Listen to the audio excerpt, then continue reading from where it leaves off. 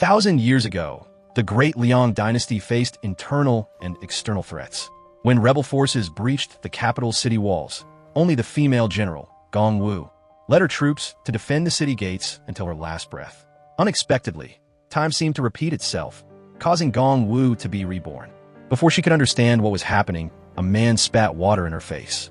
He called Gong Wu by the name of Yunyun and forced her to explain why she harmed his grandmother. Suddenly, a series of memories flashed in Gong Wu's mind. She was Yunyun, recently widowed. Because Yunyun's family had an engagement with the Gu family, she was brought to live there. The eldest young master of the Gu family, Xinyu, coldly threw a bank card at Yunyun. He hoped that no one outside the Gu family would know about the engagement between them. Yunyun believed she would find the person who harmed her father hiding in this house. However, not long after, she was falsely accused of poisoning her husband's grandmother. At that moment, the eldest young master was away from home, so the servants locked Yunyun in the study. She wanted to clear her name, but was attacked by a hidden assailant. Gong Wu secretly guessed that she had possessed Yunyun's body. She immediately resisted, holding a knife to Xinyu's throat. She forced him to take her to the scene to prove her innocence. Inside the grandmother's room, Xinyu said the hallway camera showed that only Yunyun had contact with her before she was poisoned. She yelled at him, "Quickly bring the camera to confront me." Just then, the stepmother, Lanxing, arrived, claiming she personally saw Yunyun give the grandmother sedatives. Yunyun wanted to examine the medicine bowl, but Butler Zhao said she had washed it immediately after leaving the old lady's room. Yunyun remembered that when she touched Xinyu's hand, she saw the memories between herself and him. So she tried touching the bed. Sure enough, she remembered more things about the old lady. She heard her say that Butler Zhao had just placed a pot of plants to make the room brighter. Yunyun looked at the asthma medicine on the table and immediately guessed the culprit. She stated that ragweed is easily allergenic, especially causing asthma to flare up. She guessed that Butler Zhao placed the pot of plants here to force the old lady to take the poisoned asthma medicine. Knowing it would be difficult to escape, Butler Zhao pulled out a knife and attacked Yunyun. Unexpectedly, she only used a few moves to knock him flat on the ground. Butler Zhao blamed the old lady for firing him just because he stole money. Just then, Xinyu received news that his grandmother was out of danger. But he did not allow Yunyun to leave the Gu family before confirming the asthma medicine was poisoned. Outside, Yunyun suddenly had a severe headache, and the memories of the body kept appearing. Xinyu's younger brother, Yansheng, suddenly pinned Yunyun against the wall. He reminded Yunyun that she would always belong to him. Yunyun touched Yansheng's mouth and remembered the memories that happened with him. It turned out that this body used to be in love with Yansheng. They used to make plans that when he returned from studying abroad, he would ask to marry her. But 2 years later, Yunyun suddenly became Yansheng's sister-in-law. He questioned her why she didn't wait for him to come back. "Yansheng, I never liked you. I just wanted to marry the head of the Gu family. And you are not worthy." Yunyun did not expect this body to be so ungrateful and disloyal. She heard Xinyu's voice and quickly avoided Yansheng's kiss. She knocked him unconscious and dragged him into a nearby room. Just then, she ran into Xinyu and pretended to be wandering around the house. At the hospital, the doctor diagnosed that a toxin had entered the old lady's brain, causing her to be in a coma for some time. Xinyu apologized for misunderstanding Yunyun because the asthma medicine was indeed poisoned. Yunyun saw her sister-in-law, Shiqi, shedding tears, and offered her the handkerchief in her pocket. She advised her not to restrain herself, to cry if she wanted to cry, and to laugh loudly if she wanted to laugh. Shiqi felt that her sister-in-law was very different from before. Xinyu made an appointment to visit Yunyun tonight. Back home, Yunyun fussed over putting on a nightgown. Xinyu walked in, wanting to fulfill the duties of a husband and wife. Yunyun remembered that they had only been a married couple in name only, and that he had never even stepped in her room before. Xinyu questioned Yunyun's strange attitude, as if she had become a different person. She blamed him for suspecting her of harming his grandmother and still expecting to be treated well. "Xinyu, you are a husband who lacks trust in his wife. It's truly disappointing." Xinyu admitted that he hadn't been good enough before. So tonight, he was willing to make up for it to his wife. He moved closer, but she stopped him. Unexpectedly, Yunyun shyly told her husband to take a bath first. Xinyu, having gone this far, had no choice but to enter the bathroom. Yunyun knew he was testing her. So of the 36 strategies, escape was the best option. But out of the frying pan, into the fire, Yunyun ran into her annoying younger brother-in-law again. She chased him out because Xinyu was in the bathroom. Unexpectedly, Yansheng pinned Yunyun down on the chair, asking if his brother had touched her yet. Yunyun pushed Yansheng to the ground, reminding him not to overstep his boundaries. Just then, Xinyu called out, but Yansheng wanted to publicly reveal his affair with his sister-in-law. Yunyun sighed and knocked him unconscious. Stepping outside, Shin Yu thought Yun Yun was hiding in the blanket. He approached to see what she was up to. Sure enough, Yun Yun only needed one move to make her husband sleep until morning. Waking up in bed, Yinxing thought he was holding Yun Yun, but when he opened his eyes, he only saw Shin Yu's cold face. Downstairs, Yun Yun gazed at a world that didn't belong to her. She wondered what to do to return. She read a book on the table and unexpectedly saw a picture of her command medallion. She remembered her father giving her the medallion when she took office as the general of the Nanfeng army. Her father told her that long ago, the Nangong ancestors had been saved by someone. They gave half of the medallion to their benefactor to make a vow. If the benefactor's family ever encountered trouble, the descendants of Nangong would come to repay the kindness. So the medallion not only symbolized the Nanfeng camp, but also a promise that transcended time to reverse life and death. She suddenly remembered that before she came here, this body was clutching half of the medallion. Trying a sandwich for the first time, Yun Yun didn't expect it to be so delicious and sweet. She saw Shin Yu walking towards her and asked, "Did you sleep well?" "Fu Yun Yun, you are so bold." Yun Yun clarified that she was afraid Shin Yu and Yinsheng would be cold, so she kindly covered them with a blanket. Shin Yu laughed helplessly, asking her what she ultimately wanted to do. Yun Yun said that she wanted to go to the auction. She read in the book that invitees could bring family members. Shin Yu remembered that last night, she said they were only married in name. Yun Yun told her husband not to be so narrow-minded. She really needed the medallion, so she definitely had to attend the auction.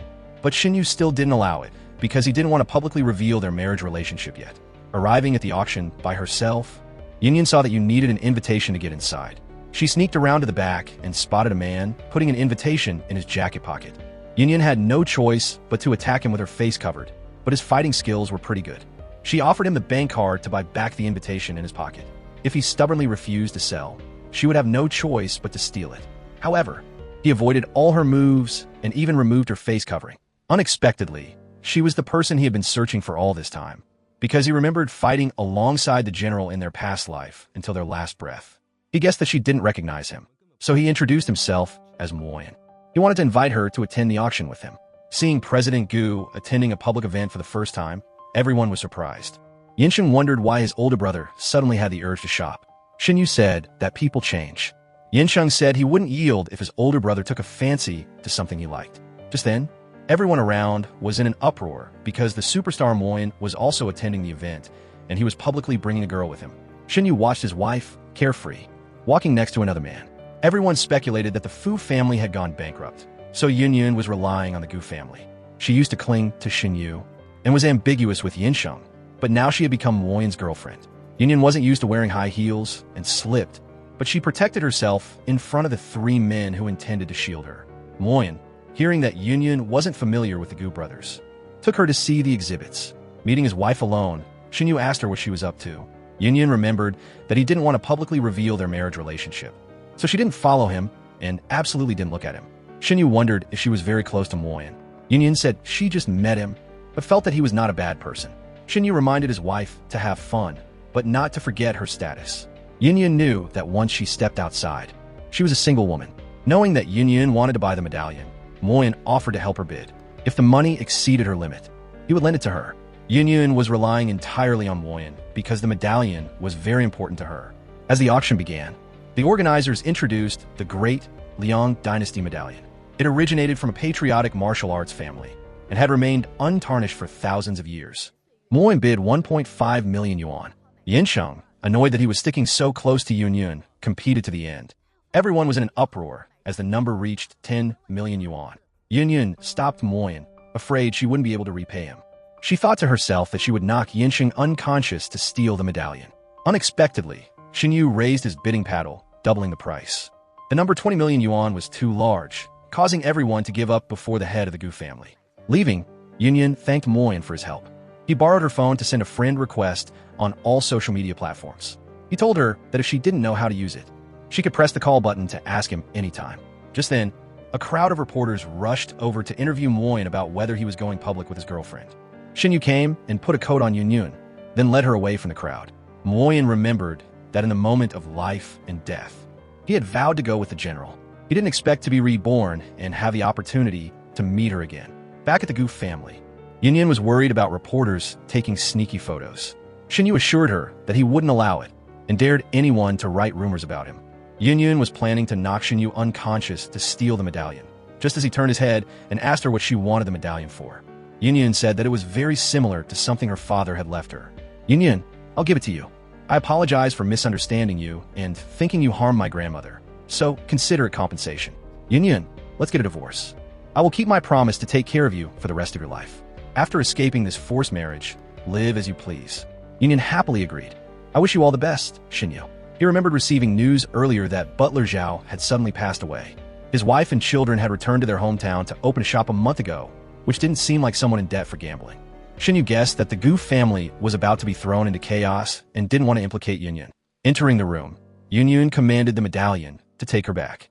But when she opened her eyes, she still found herself standing in the same spot. She continued to command, but nothing changed. She guessed that she wasn't sincere enough, so she used blood as a sacrifice. Unexpectedly, she couldn't return to her world. She fell asleep and suddenly found herself in a strange space. General, a voice called out, and it was Fu Yun from the future. She said that she had died, and only a little remnant of her consciousness was left in the body. Yun held half of the jade pendant, hoping the general would fulfill the promise of the Nangong family to repay their benefactor. She recounted that a year ago, her father passed away, and then the family's assets were taken over by the Gu family. Yun suspected that Shunyu had framed him, so she agreed to marry him. But she died before she could find any evidence. She asked the general to clarify the cause of her father's death and reclaim the assets that belonged to the Fu family. Startled awake, Yun knew her mission in this world. She had to fulfill the wish of her benefactor in order to return to being herself. Yanqing secretly locked the door to be alone with his sister-in-law. He asked her, having publicly flirted with Moyan, why she couldn't have an affair with him. Yun guessed that Yansheng was tired of living. She didn't expect him to dare lock her out on the balcony. Yanqing remembered Yun holding Moyan's hand and hugging Xinyu, so he had to kiss her. Yun walked over and slapped Yanqing directly in the face. Gu Yansheng, I'm your sister-in-law. Fu Yun, are you in love with my brother? Yun, afraid that others would hear, quickly covered Yanqing's mouth. Xinyu knocked on the door to bring his wife the divorce agreement. Yun, I'm giving you your freedom. Whether you choose Yansheng or Moyan afterwards is your decision. Yun remembered her father's words. She had to repay the kindness with her life. She stood up and tore up the divorce agreement. Gu Xinyu, I choose you. I will not divorce you. Arriving at the Star Hotel, Yun heard Xinyu's men intimidating the Fu family employees. He said that the Gu family had taken over the hotel, so everyone had to listen to him. The lobby manager, Fu Wang, recognized the eldest young lady visiting. He took Yun to revisit the place where her father fell. Yun touched the ground, and sure enough, she had more memories. Old Master Fu handed over a family heirloom, telling his daughter she could use it when she was in danger. The very next day, he fell from a great height. Xinyu advised Yun to sell him the hotel to get money to pay off debts. He promised to keep the Star Hotel's name unchanged, helping it overcome the crisis. He would also treat the old employees well, just like when her father was alive. Yun, cornered, had no choice but to sell the hotel to Xinyu. Fu Wang asked the eldest young lady to suppress her grief to comfort the president's spirit in heaven. He told her that she must be wary of the Gu family, because when the Fu family suddenly went bankrupt, Xinyu coincidentally appeared to reap the benefits. Moreover, on the day the president passed away, someone saw Xinyu at the Star Hotel. Over there, Shichi said that in idol dramas, I choose you is equivalent to I like you. She thought that the thing between her sister-in-law and Yansheng was already in the past. Now, in Yun's heart, she only loved Xinyu. He instructed his younger sister to pay attention to her words and actions in order to work as an intern assistant for him. Arriving to inspect a restaurant belonging to the Star Hotel, Xinyu saw his wife crying. He asked his younger sister to continue the inspection so that he could go see Yun. He told her to follow him when she was free. Yun was about to ask Xinyu directly when he handed her a tissue. Xinyu knew that the Star Hotel was built by Yun's father, so it held many memories for her. He had preserved the Fu family's assets intact so that she could see them anytime. Just then, a security guard lost control and rushed to attack Xinyu. He quickly protected his wife and injured his arm. Yun brought the man down with one move. The old security guard said that since the Gu family took over the hotel, they had continuously suppressed and laid off old employees. He had worked at the hotel his whole life and was now being fired. As for Aunt Shang, Xinyu checked the personnel list. He remembered instructing General Manager Liu to respect the old employees. So why did he dare change so many people without permission? General Manager Liu explained that he only wanted to improve the hotel's sluggish situation, because how could an old man over 60 be a security guard? Xinyu called his assistant, Simon, and arranged for the old man to be a gatekeeper. He fired General Manager Liu and the relatives he had brought into the hotel. Shichi asked for permission to leave early, handing her brother over to her sister-in-law. Yunyan asked Xinyu, "Aren't you going to pursue the old security guard?" He heard that the old man was in difficult circumstances and only attacked him when he was cornered. Xinyu handed Yunyan back the keys to the room that she and her father used to live in. He had kept the furniture intact, so she could visit whenever she missed her father. Yunyan wondered if he was good or just a good actor. She realized that Xinyu had forgotten his phone, so she hurried after him. Unexpectedly, as soon as she exited into the lobby, she encountered a group of people threatening him into a car. Yunyan rushed to save Xinyu, but was stunned unconscious by a taser. They grabbed her too and sped off. At the Gu family, Shichi saw her grandmother wake up, but she didn't recognize Shichi. She even asked her to pick up Xinyu from school. She imagined Xinyu was lying in her arms and kept singing a lullaby to him. Over there, Yansheng read the news about his older brother and his wife. Lanqing told her son to prepare for tomorrow's shareholder meeting. If Yansheng was elected chairman, what was there to fear about not winning back a woman? Arriving at the board meeting, Shichi couldn't contact her older brother. Yansheng and his mother were smug as they greeted the elders. Meanwhile, Xinyu and Yunyan were locked in an abandoned factory. He managed to remove the tape from his mouth and went to remove it for Yunyan. He asked her why she risked danger to rush to save him. Yunyan said she wasn't afraid, and she couldn't just watch them take him away.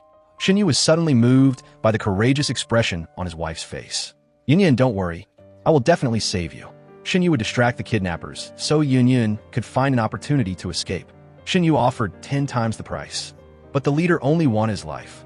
He ordered his subordinates to pour cement on Xinyu and throw him into the river. Xinyu remained calm, waiting for an opportunity to fight back against the kidnappers. Just then, Yunyan managed to untie her ropes and rush to protect Xinyu. She snatched the stun baton and zapped the leader. But there were too many enemies, and she didn't have time to react. Seeing Xinyu injured, Yunyan quickly used a stick to shield him. She fought back each of them, one by one, and after a while, she had taken down all the kidnappers. Xinyu didn't expect his wife to have such extraordinary fighting skills. Yunyan said that he didn't even know many other things about her. Yunyan, I will try to understand you better from now on. Xinyu retrieved his phone, but both were out of battery. He sighed because he couldn't make it to the board meeting in time. Just then, one of the kidnappers woke up, pointing a knife at Yunyan. Xinyu quickly pushed Yunyan away, taking the unexpected knife attack for her. Yunyan hit the kidnapper on the head and helped her husband outside. Meanwhile, everyone blamed Xinyu, thinking that he believed he was already at the top of the Gu family, so he dared to arrive late to the important meeting. Third uncle heard that the old lady had lost her memory, so they needed to elect a new family head for the Gu family. Everyone thought that the head would run the corporation, so it would be decided by the percentage of shares. Third uncle remembered that the old lady had signed an agreement to divide her 32% of shares if she encountered trouble, half to Xinyu and half to Yansheng. So Xinyu was holding 35%, becoming the largest shareholder of the corporation. Lanqing asked to interrupt because she had decided to transfer 10% of her shares to her son. Currently, Yansheng held 36% of the shares, qualifying him to become the head of the Gu family. Third uncle wanted to delay, but everyone blamed Xinyu for relying on his power and being arrogant. They all raised their hands in a vote, choosing Yansheng as the family head. In the hospital, Xinyu woke up in a hospital bed. His eyes lovingly gazed at his wife, who had fallen asleep beside him. Just then, his assistant entered, startling Yunyan awake. She grabbed his hand, wanting to take his pulse. Xinyu nervously listened as his wife diagnosed that he hadn't injured his internal organs. But she wondered why his heart was beating so fast. Xinyu quickly pulled his hand back, using the excuse that the blanket was too hot. He heard Siming report that, except for third uncle and 2 maternal uncles, everyone voted for Yansheng to be the head of the Gu family. He guessed that Yansheng and his mother had planned it long ago. He regretted not catching any of the kidnappers to expose their tactics. Just then, Moin arrived to give flowers to Yunyan. Xinyu quickly snatched them and gave them to Siming. He said that he needed to rest, so he asked his assistant to see the guest out. Moin blamed President Gu for treating his lifesaver so badly. It turned out that before rushing to save Xinyu, Yunyan had sent her location to Moin. So, in the deserted place, Moin was able to appear in time to carry Xinyu to the hospital. Yunyan thanked Moin and reminded Xinyu to quickly thank his benefactor. Moin said he came to find Yunyan, only saving President Gu on the way. Xinyu held Yunyan's hand tightly, thanking the superstar for saving them both. Moin advised President Gu to rest, otherwise he would age very quickly. Xinyu quickly looked in the mirror, seeing that he wasn't that wrinkled. Arriving at the film set, Yunyan gazed at a peaceful world, without war or bloodshed. Moyin wished Great Liang could also have such peace. He knelt down to pay respect to General Nangong. Yunyun didn't expect a subordinate to follow her all the way here. She guessed that he had recognized her early on, which was why he treated her so well from the first meeting. Moyin recounted that, after waking up, he found himself in the body of someone who looked exactly like him. Although this world was very prosperous, he still remembered Great Liang and his brothers in the Nanfeng camp. Yunyun said that she was no longer a general and would just be friends with Moyin, but she promised that from now on, she would protect him like her soldiers. Arriving to pick up his wife, Xinyu reported that someone had secretly photographed the superstar and posted it on social media. Yunyun, let's go home. Yunyun let go of Xinyu's hand, telling Moyin that he could come to the Gu family to find her. Moyin agreed and invited President Gu to sit down and eat. Xinyu took the opportunity to show his affection for Yunyun in front of his rival. He was very curious as to why they had become so close so quickly after just meeting. Yunyun said that Moyin was an old friend that she hadn't seen in many years. Moyin asked President Gu to give him some time to reminisce and stand shoulder to shoulder with Yunyun again. Xinyu pretended that his wound hurt and had Yunyun feed him. Yunyun obeyed and told her husband to eat slowly, lest he choke. Yunyun, I found a solution to becoming the head of the Gu family, but there's someone else here, so let's go home and talk about it. On the way home, Xinyu remembered that he had also stood shoulder to shoulder with Yunyun when Xinyu was kidnapped. Yunyun had risked her life to save him. She asked him if he took the knife for her to repay the favor. Xinyu admitted that he didn't have time to think. He just wanted to protect his wife. Yunyun, I can't be a part of your past, but from now on, I'm willing to be by your side. Xinyu leaned in, gently stroking a strand of Yunyun's hair. She was so flustered that her face turned red, and she quickly avoided his gaze. Returning to meet Yinsheng, Xinyu announced that he now held 37% of the corporation's shares. Yinsheng guessed that Xinyu had already bought up the scattered shares, but he was still the chairman approved by the board of directors. Even if Xinyu became the largest shareholder, Yinsheng still had a one-year term. Xinyu presented evidence accusing his stepmother of hiring people to kidnap him. If Yinsheng voluntarily gave up his position as family head, he could spare her. Over here, Yunyun felt that the Star Hotel had returned to the right track. Just then, the old security guard came to ask the eldest young lady to thank President Gu for giving him a job that was suitable for his age. Fu Wang asked to temporarily withdraw his assessment of Gu Xinyu. Yunyun told Uncle Wang to manage the hotel with peace of mind so that she could investigate the cause of her father's death. Returning to run the Gu Corporation, Xinyu started a new project just as Shichi reported that something had happened at the Star Hotel. A child who ate at a restaurant belonging to the Star Hotel had died from acute food poisoning. After the rumors, the Star Hotel temporarily closed, and the Gu Corporation's stock plummeted. Fu Wang was sure that someone was slandering the hotel because the head chef had never made a mistake. Throughout his 20 years working at Star Hotel, Fu Wang heard that the victim was cremated immediately after death, and the medical records were also deleted. But the doctor who diagnosed him, named Wang Hao, suddenly asked for leave. Yinsheng unexpectedly appeared, saying that he had found Wang Hao. He knew that the hotel was very important to Yunyun, so he would absolutely not harm Star Hotel. He investigated and found that before Wang Hao quit, he had bought a lot of motion sickness pills. He had a cousin who worked at the docks and had been to prison for illegal smuggling. Yinsheng guessed that Wang Hao was hiding at the docks, preparing to escape by boat. Yunyun hurried to the docks, but the two men were busy arguing over who would drive. She told Moyin to drive. Anyone who disobeyed would be punished. Meanwhile, third uncle guessed that someone was targeting Xinyu. He had only recently become the family head, so his foundation wasn't solid yet. After Xinyu bought the hotel, he always managed Star Hotel. If the hotel had an accident, the board of directors would blame him. Once he lost his reputation, he wouldn't be able to hold his position as family head. Xinyu planned to find a mastermind to clear Star Hotel's name. However, third uncle thought that was just normal logic. As the head of the Gu family, Xinyu had to look further ahead. Arriving at the docks, Yinsheng saw Wang Hao running onto a boat. He chased after him, grabbing Wang Hao so that Moyin could knock him down. Wang Hao held a knife to threaten Yunyun, but she only needed 2 moves to subdue him. Yunyun questioned Wang Hao about what exactly had happened to the child. Wang Hao recounted that they used his sick daughter to threaten him. If he obediently listened, they would allow the girl to have a successful surgery. Wang Hao had seen the mastermind on the news. His name was Gu Xinyu. Arriving at Gu Corporation, Yunyun coincidentally overheard 2 employees talking about the Star Hotel. They praised the president for being clever, announcing to the press that they would put all the blame on the chef. Xinyu was planning it himself to filter out all the old employees of the Fu family. Arriving in front of Xinyu, Yunyun told him to withdraw the press release. She guaranteed that in 2 days, she would publish an article clarifying the Star Hotel incident. Gu Xinyu, I will absolutely not allow you to slander any employee of Star Hotel. Shinyu didn't know about any press release and didn't understand what Yunyun was talking about. She turned and left because she didn't want to see him anymore. Arriving to see third uncle, Shinyu blamed him for making the decision to publish the press release on his own. He had said that he wouldn't falsely accuse any innocent people.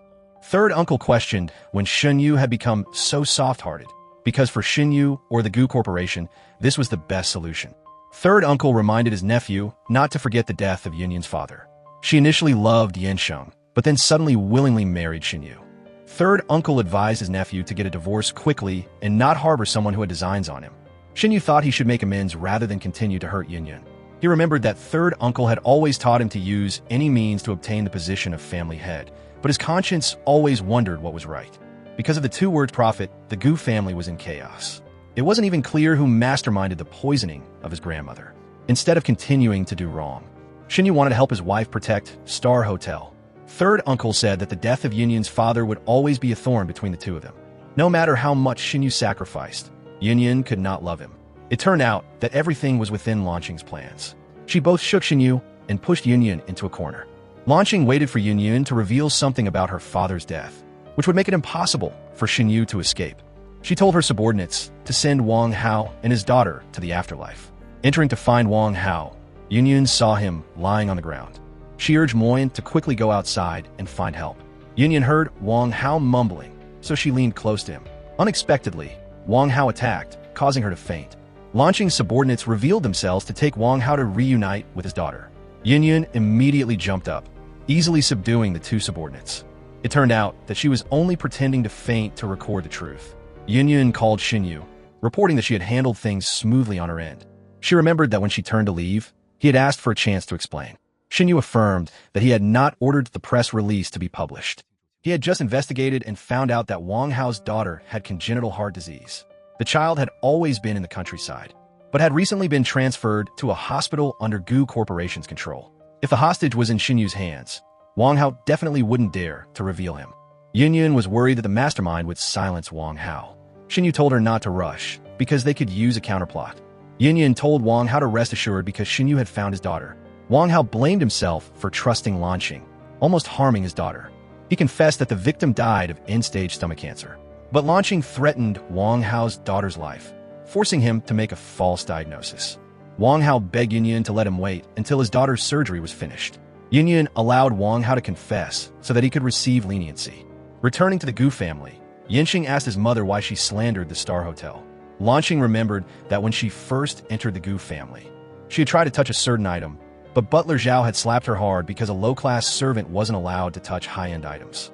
At that time, Lanqing swore that she would take everything in the Gu family. She risked getting in a bed with a young master to give birth to Yansheng. Therefore, he wasn't allowed to look down on or question his mother. But mother, I'd rather have nothing than hurt the person I love. Lanqing scolded her son for being useless, constantly fantasizing about a married woman. She guessed that Yunyun knew the truth and was about to send her to prison. She blamed herself for being careless, not expecting Shinyu and his wife to work together on a plan. She asked her son to wake up because Yunyun really chose Shinyu. Yansheng, do you choose Yunyun or help your mother? Just then, Shinyu returned to report that the police were about to arrest Lanqing. She lost control, grabbing a knife and stabbing towards Shinyu. Unexpectedly, Yansheng rushed to take the knife for his older brother. Mother, don't continue to make mistakes. Shichi was willing to take all the blame, begging her older brother to forgive her mother. But Lanqing didn't regret it, because she hated the Gu family. Just then, the police arrived to take Lanqing to the station. At the hospital, Shinyu reported that Wang Hao had confessed, and the police had also recovered the text messages. Lanqing ordered Butler Zhao to poison his grandmother. Yansheng knew that his mother did everything for him. Yunyun thought that the two brothers didn't need to blame themselves because each person had their own decisions to make. Shinyu thanked his younger brother for saving his life. Early in the morning, Yunyun dressed up beautifully. Shinyu reported that he was waiting for her at the art gallery.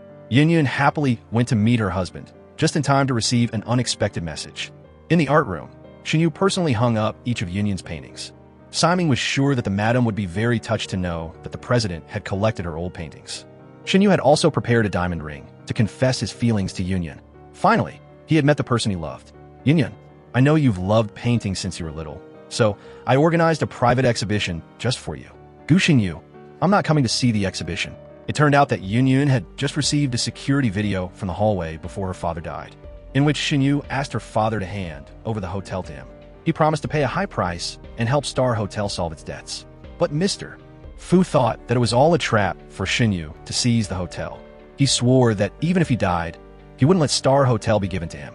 Gu Shinyu, please explain this to me. Shinyu was afraid that Yun would be suspicious, so he hid the fact that he had met her father before he died. But he swore that he had nothing to do with his death. Yun said that the hotel surveillance video that day was suddenly hacked. She believed her father didn't commit suicide because he had promised to come home and cook dinner for his daughter. Shinyu admitted that he wanted to buy Star Hotel, but Mr. Fu chased him out. He vaguely remembered that he met third uncle in the elevator. Yun didn't believe it because everything happened too coincidentally. The hotel's funding was cut off, causing her father to despair. Just then, Shinyu bought Star Hotel to become the director of the Gu Corporation. Yun, I really bought Star Hotel in good faith. I never thought of pushing your father into a corner. If you want, I can return Star Hotel to you. Gu Shinyu, let's get a divorce. Shinyu chased after Yun, but suddenly felt dizzy. Everything around him became blurry. He had to regain his composure to see clearly. Visiting Yinsheng, Shichi said that her older brother and his wife were getting a divorce. She witnessed them signing the agreement and that her sister-in-law had moved out of the house. Yinsheng immediately discharged himself in the hospital to run off and find Yun. Over here, Yun thought that she had completed the wish of her benefactor. She was about to return to 1,000 years ago, but she couldn't feel happy. Moyen promised to be with the general forever. Whether she was named Nangong Wu or Fu Yun in the present, or time travel back to the Great Liang Dynasty. From afar, Yinsheng had overheard their entire conversation. He waited for Moyen to leave and then approached Yun. He knew that she had her own difficulties, which was why she had to marry Shinyu. If the obstacle between them was gone, let's start again. Yun refused because everything was in the past. Yinsheng asked her, do you still remember this commemorative flower? He looked at Yun's soulless eyes and questioned her. Who exactly are you? Because the Yun he knew would never forget the forget-me-not flower. Gu Yinsheng, I am a soul from 1,000 years ago. Fu Yun used the medallion to summon me before she died. So I came here to fulfill her last wish. Yinsheng believed that his Yun was still alive, because her hands were still warm, so she was still in this body. Yun had no choice but to take off her bracelet to reveal a long scar. Gu Yinsheng, Fu Yun was falsely accused of poisoning her grandmother. She committed suicide in her room in resentment. Didn't you see that I became very strange from that day on?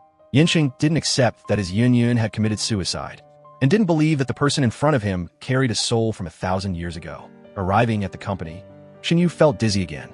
He remembered that yesterday, he had seen a doctor who diagnosed that he was about to lose his sight because his body contained a large amount of poison that had accumulated for more than half a year. The most recent poisoning was no more than 3 days ago. Shinyu thought that Lanqing was already in prison, so who was harming him? Shinyu told Shichi to keep it a secret to avoid disrupting the corporation. Returning to her old room in the Gu family, Yun searched for the other half of the jade pendant. Shinyu unexpectedly entered, but he couldn't see her. He only heard a noise and guessed that his younger sister was cleaning the room. Gu Shinyu, what's wrong with your eyes? Shinyu was startled because his ex-wife had returned. He used the excuse that he was seeing things, but she wasn't a child who was easily fooled. Yun, we're divorced. Have you come back here to care for your ex-husband? Yun blamed herself for meddling and asked to leave first. She went downstairs to ask Shichi about Shinyu's eyes. Shichi recounted that her older brother had been poisoned for a long time, which had affected his optic nerves. The doctor said before long, he may go completely blind. Shichi begged her sister-in-law to save her brother, but Yun knew that she didn't belong to Shinyu's world, so she was powerless. At Gu Corporation, the elevator suddenly broke down. Shichi planned to help her older brother take the stairs, but remembered that she had forgotten the keys in the car. Shinyu was impatient waiting for his sister, so he groped his way forward. He was afraid that employees would find out he was blind, so he didn't dare hold onto the railing. Sure enough, he slipped and fell down. Shinyu heard Shichi's voice and quickly grabbed her hand, but he mistook an employee for his younger sister. After revealing his eye condition, Shinyu had to temporarily suspend his management rights. Shichi told him to rest while she handled the public opinion. Shinyu groped around to pour water, just as Yun came to help him. Yun, have you come back to see my joke? Yun criticized that President Gu had worked hard for so many years, but in the end, he got nothing. Shinyu told her to leave, but unfortunately, he bumped into the edge of the table. Yun quickly rubbed Shinyu's knee, asking him not to worry her anymore. Yun, I don't need your pity. Gu Shinyu, I've met countless people more pitiful than you. They have broken families and wander everywhere. How are you worthy of my pity? Just then, Yinxing returned, asking what had happened. Yunyun said that she wanted to take care of Xinyu to repay him for taking the knife for her. Seeing the general move her things back to the Gu family, Moyin wondered why she had to help Xinyu. Because she wasn't the real Fu Yunyun. She only needed to find the other half of the jade pendant and return to the past. Yunyun asked for a little more time to repay her debt to Xinyu. Groping his way down the stairs, Xinyu suddenly felt haunted by the feeling of being pointed at and judged by people. He clung tightly to the railing, but didn't dare take a step. Yunyun appeared in time to help him down. Xinyu, just hold my hand. With each step, Xinyu held Yunyun's hand tighter and tighter. He finally felt more at ease, and the corners of his mouth unconsciously curved upwards. While Xinyu was asleep, Yunyun continued to search for the other half of the jade pendant. She guessed that there was still a place in the Gu family that she hadn't touched. Just then, she saw a small attic and ran up to check it out. Sure enough, memories suddenly flooded back. This was the place where Fu Yunyun was imprisoned. She touched the bookshelf and saw Fu Yunyun holding half of the jade pendant. Someone unexpectedly attacked her from behind and silenced her in the bathtub. Yunyun startled awake, seeing Yinxing walking towards her. He wanted her soul to dissipate so that his Yunyun could return. Early in the morning, Xinyu came to wake Yunyun up. Shichi hurriedly reported that Yinxing had kidnapped his sister-in-law. She had just called the police, but couldn't contact Yinxing. Xinyu wanted to go find her, but just then, he felt dizzy and collapsed to the ground. After a series of incidents, Shichi had to hold a board meeting. She recounted that Yinxiang was wanted by the police and that Xinyu had to be hospitalized. Everyone was in an uproar because both sons of the Gu family were crippled. They proposed that Shichi become the family head, like the old lady years ago. If Xinyu's eyes recovered, she could return power to her older brother. Shichi thanked the seniors for their trust and promised to do her best to protect the Gu Corporation. Her eyes gradually sharpened as she walked step by step towards the family head chair.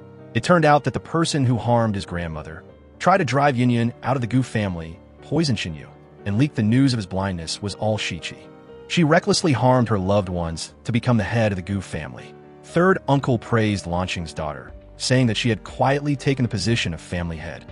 Shichi knew that a year ago, third uncle had killed Vice President Fu. He kept the surveillance video of the hotel to control Xinyu one day. If he was obedient, she would keep her mouth shut and respect him as a senior. In the hospital, Xinyu woke up and hurriedly looked for Yunyun. Just then, she pretended to be a nurse and sneaked in to visit him. Yunyun remembered that Yinxing couldn't bear to do it, so she apologized for losing control. Yunyun said that the person you loved had died in this room. Yinxiang hated himself for only thinking about revenge and not coming to save her when she was locked in here that night. He thought that if she suffered a little, she would regret marrying Xinyu. Yunyun, seeing Yinxing acting erratically, quickly took his pulse. Sure enough, someone had poisoned him, causing him to lose control. Gu Yinxiang, your Yunyun didn't commit suicide. You have to pull yourself together to find the real culprit. Yinxing recounted that last night, he was drinking alone, and Shichi happened to pass by and have a drink with him. But she was his own sister. How could she have poisoned him? Moyin thought that people's hearts were unpredictable. When Yinxiang pretended to fall for the scheme, Shichi had already become the family head. Arriving to see his stepmother, Xinyu knew that Lanqing wouldn't last long. Even if she was healthy, she wouldn't be able to get out of prison. Lanqing was still smug because her son had become the family head of the Gu family. Xinyu guessed that his stepmother didn't know that Yinxiang had kidnapped Yunyun and that his whereabouts were still unknown. Lanqing didn't believe it because her son loved Yunyun very much. Xinyu suspected that before kidnapping Yunyun, Shichi had given Yinxing nerve stimulants. So, after Yinxing left, she immediately took the position of family head. Lanqing remembered that her daughter had once wanted to take everything from the Gu family. Xinyu agreed to help Yinxiang on the condition that he find Shichi's weakness. Lanqing had no choice but to admit that Shichi wasn't Gu's blood. Shichi's father was a pharmacist who had previously discovered the existence of the illegitimate child.